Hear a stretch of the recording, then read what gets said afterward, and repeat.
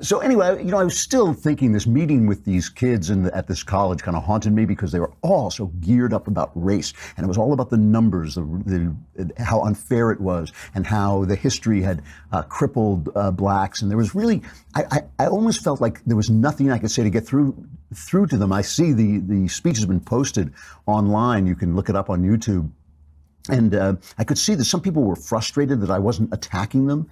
I know people love to see these things that says something like, Klavan destroys this, social justice war. That's not my style at all. I mean, I look at these guys and they're like this age of my kids. So it's the last thing I want to do is destroy them. I actually do just want to listen to them. But I started thinking, maybe it's me. Maybe I'm not thinking this through properly. John Nolte. The late John Nolte, and we call him the late John Nolte because he used to have the common decency to work at the Daily Wire, and then he just sold out and went back to his friends at Breitbart. But he is a big movie watcher, used to write for Breitbart's Big Hollywood, and he made the point in a tweet yesterday that in 1998 there was a Marvel superhero movie with Wesley Snipes, a black actor, called Blade, and it was a big hit, and they made there were 3 in the franchise, and nobody said a word about it. Nobody said anything. This is Nolte's point. Whereas now, when they make Black Panther, it's a cause celeb. We all have to talk about, wow, a black hero and a black Marvel superhero. And Nolte's point was basically that Obama had set us back. I always say that Obama played the race card so that people wouldn't notice what a bad job he was doing. And Nolte was saying by doing that, and by, remember, chasing after the police and how they were out there murdering black people left and right, and, as according to Obama, and that he set us back so that now that's all we're thinking about again, when really we had gotten past that. And so I started thinking about that, how we've been set back, but maybe we right wingers are missing something. I mean, my point of view has always been, it is today as it has always been, that, we are all children of God. I don't care what race you are. I don't care what you do with your personal life. I don't care about any of it. You are here in whatever relationship you're in with me is what I'm looking at, and how you behave in that relationship and what you can do as far as your job is concerned. And the other thing about it is, because there's a lot of talk now about race and IQ, and in my personal life, I have noticed that IQ doesn't mean very much in terms of, a certain range. Obviously, if you're way down the line or you're way up the line, it's going to be startling in one way or the other. But I've just noticed that there are people of a wide range of IQs who have so much to say and so much to contribute, and sometimes people who might on a test get a lower IQ, have wisdom that people on a higher IQ don't have, or they have talent and gifts to give, or just a personality that you want to be around. But it suddenly occurred to me that when you deal with people individually, you're taking them one by one. So why should you care about their race? Why should you care about anything? Because even if the numbers on a broad scale are there, you don't know about this individual person you're dealing with. But sociological problems turn up on a big scale. So IQ is, in fact, a big predictor of outcomes. It does, I think people of high IQ even live longer. And they certainly make a lot more money and all this. And there's nothing you can do right now about IQ to raise it. The IQ is what you have. You can preserve your IQ by, working out and stuff like that. But you can't make it any higher. So I was just looking around, and all these kids were coming up to me and saying, well, blacks there's more poverty in the black community, and, it makes it very difficult for them to get out. And then I was watching yesterday all these MLK tributes because of the anniversaries of his death, and they're always talking as if the racial fight is still at its peak. It's still that moment when, we're really at the barricades and we're really fighting for so much. Just to play a clip of Representative John Lewis, who was a big guy in the Martin Luther King civil rights days. But since then, he's become kind of a race monger. I mean, he's the guy who he accused the GOP of wanting to take us back to Jim Crow days, which was a Democrat institution in the first place. And he's the guy that Breitbart challenged. Lewis said he had been called a racial slur in the midst of this crowd, and Breitbart challenged him, offered $100,000 if anybody could produce the video, and nobody had. So he's been playing the race card a lot, but he gave this speech yesterday. It is very simple when you're something that is not right, something that is not fair, something that is not just. You have a moral obligation to say something, to do something. You cannot be quiet.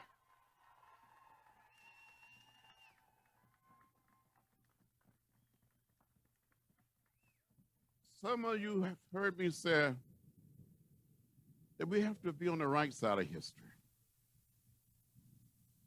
We have to treat people right. We have to love everybody. It doesn't make sense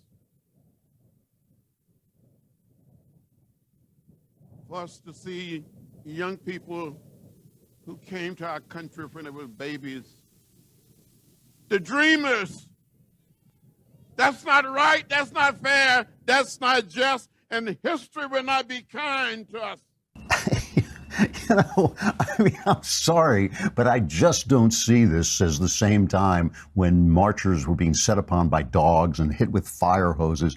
Plus, the level of these people, you can sort of tell a movement by the level of the people who are in it. And they're talking to guys like Al Sharpton Jr., who's a terrible human being, an anti-Semite guy whose reckless rhetoric has resulted in the deaths of people. He's a tax dodger, an FBI informant. You know, I don't even know why the guy's a thing. You know, why is he even a thing? But they're interviewing him about this. And of course, he links it all to Trump. So we're still in this terrible, terrible trough of racism in our country because we elected Donald Trump. Here is the wonderful, the lovely and talented Al Sharpton Jr. I think what people really don't understand, for those of us that grew up in the King movement and the generation after King, is that we mark the 50th anniversary with the challenges that we have a president that has made this kind of racial divide and intolerance become vogue again. Because when you look at what Donald Trump is doing around pet questions of people of color, Mexicans, blacks, Muslims, he has reintroduced what Dr. King's life was against. Or is he going to keep playing this kind of racial demagoguery that he's playing to a crowd but dividing a country? It's King Day. I wonder, Mr. President, can you find at least the moral strength to memorialize him and what he stood for? Well, if there's anybody who should know about racial demagoguery, it's it's Al Sharpton Jr. You can hear that siren in the background. It's the lovely music of New York. You know, remember Dracula when he heard the wolves said, the children of the night, what the music they make. You know, when you hear a siren in New York, it's, children of New York, what music they make. Anyway, finally, I just want to play one more cut about this, about using Martin Luther King Day to hammer the left, which I really don't think is fair at all, since it was Republicans who were so important in passing the Civil Rights Act. But they start, Chris Matthews had, what's his name, Eddie Glaude, I don't know how to pronounce his name, he's with an African-American think tank, and he starts talking about the fact that Trump is always picking on Obama, who used to be president. You probably don't remember because his legacy is turned to ash and blown away like the dust of yesteryear. But here's Chris Matthews psychoanalyzing with Eddie Glaude. He's psychoanalyzing the president. Eddie, let me ask you about this refresher course in Obama hatred. What is that about? Is that just playing the race card? I mean, when he goes after Obama, it has nothing to do with the current conversation at all, and starts talking about cheating Obama. Is that just playing the ethnic thing? I mean, sometimes I wonder if that's just what he does to keep that base happy. Your thoughts?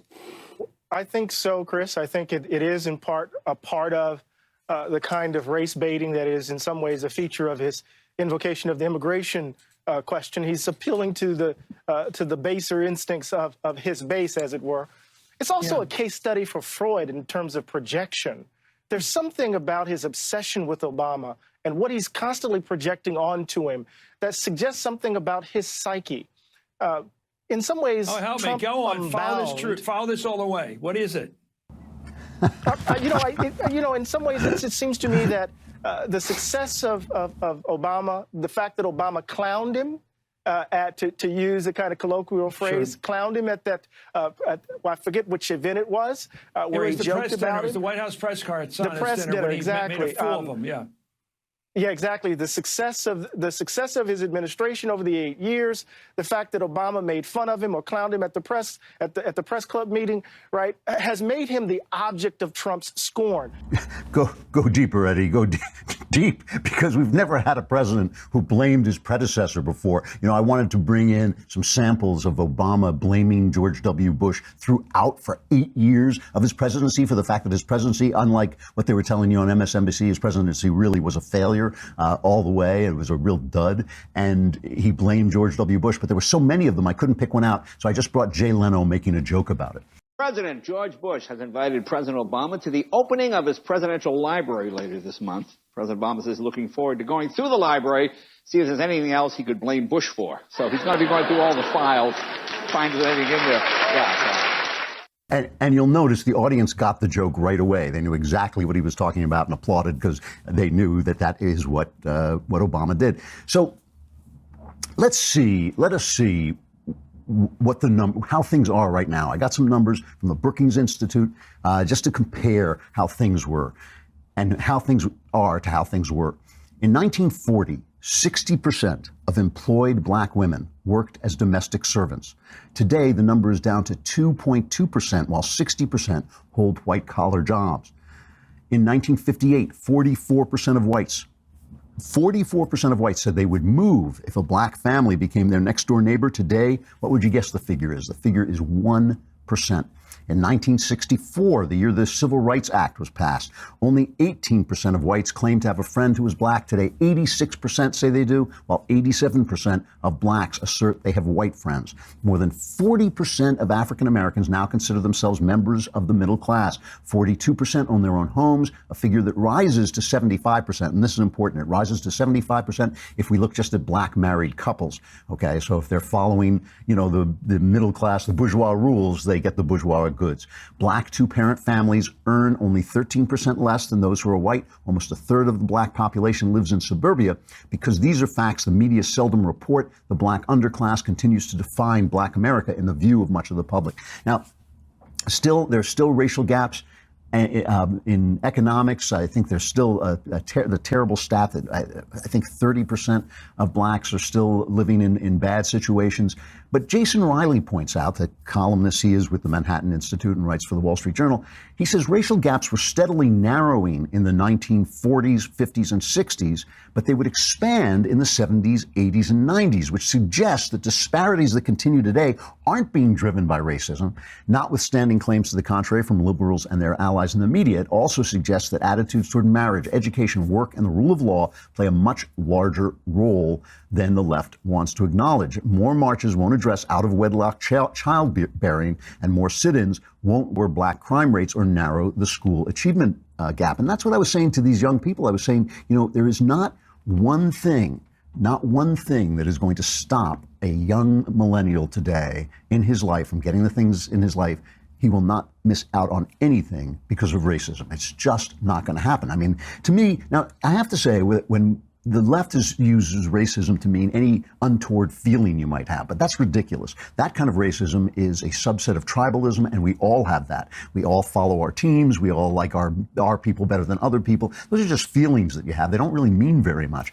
And what racism is it's a philosophy. Racism is a philosophy that there is a moral difference between a quality difference between different races. So, you know, I started to look this up, and I've looked it up before, and I always feel when people go to IQ, they're, like I said, it's racism by other means, that they're talking about genetics. But the fact is, over the last few years, in spite of the fact that there's a great taboo of studying racial differences in genetics, they are discovering racial differences in genetics. Evolution doesn't stop. It affects the brain just like it affects every other organ. I think it's about 50,000 years ago we came out of Africa. Human beings came out of Africa, and they divided into the three great races: the Asian and white and black. And evolution has been working on us ever since. And they are finding, minor differences, and obviously it is fairly well accepted that right now, at least, there is a difference in IQ. But one of the things about this, and again, IQ is a predictor of outcomes, but one of the things about this is if you look over time, in 1971, the average American 17-year-old African American could read no better than the typical white child who was 6 years younger. The racial gap in math in 1973 was 4.3 years. In science, it was 4.7 years in 1970. By the late 1980s, however, the picture was notably brighter. Black students in their final year of high school were only 2.5 years behind whites in both reading and math and 2.1 years behind on tests of writing skills. But between 1988 and 1994, the racial gap in reading grew. It grew wider, and nobody knows why this happened. This could have been the crack academic, but it also could have been left-wing teachers who stopped teaching facts and started teaching silly, kind of politically correct nonsense that doesn't help people and doesn't expand their mind. Okay, so let's look at some of this, some of the stats about IQ. There's a guy named Nicholas Wade, used to be the science writer at the New York Times. He's been writing about this a lot, and he talks about the fact that there's just no denying that there are racial differences. Here's this clip. The academic community as a whole have come to the view that the best way to fight racism is to deny, quite contrafactually, that it has any biological basis. So this movement started really in the 1950s, when everyone had the Holocaust much on their mind, and people sort of readily accepted that it was best to play down the biological aspects of race, and this meant playing down evolution too. So many social scientists have no use for evolution, even though it is the informing theory of biology.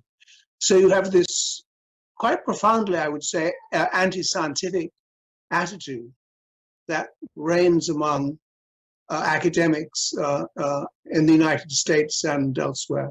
So, in spite of the fact that we are all genetically the same, the problem is deep in the genomes. There are these things called alleles or something, and they're the things that make the difference between us, even though we're genetically so similar. The problem is whether or not. See, we don't know. Like things. Things that are genetic traits can change very, very quickly. You start eating well and suddenly your whole race gets taller in a generation. We don't know yet how embedded these differences are. We don't know how much of them are due to culture and how much of them are scientific. But my question is this. What is the difference? What is the difference? If it is wrong, as I think it is, when a person walks into a room, to take him by the way he looks or the way she looks, or whether it's a he or a she. If it is wrong to hire a person that way, which I think it is, if it's wrong not to hire people on the merits, if it's wrong not to support people on the merits of both their personalities and their integrity and their intelligence, if it's wrong to do that, why isn't it wrong to look at large groups of people that way?